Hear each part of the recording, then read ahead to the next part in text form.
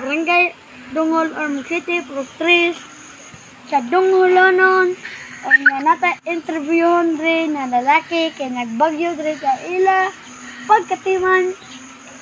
Ako siya pangutanon, maruto, balita-balita, PUBG-R. There you go. Balita-balita, mo din niya nabagyuhan karon o mura niya ang ligtas karon sa bagyo. Unsay mo pangalan? Dan Errol. Hindi ka tawa man. Pangalan kay si Paploy. Paploy. Balita-balita, mo din niya ang nabagyuhan nga siyara ang naligtas karon sa bagyo adlaw. Unsay mo pangalan? Paploy. Mao din si Paploy naligtas karon sa bagyo. Balita-balita, PUBG-R. Kasi mo kayo Go.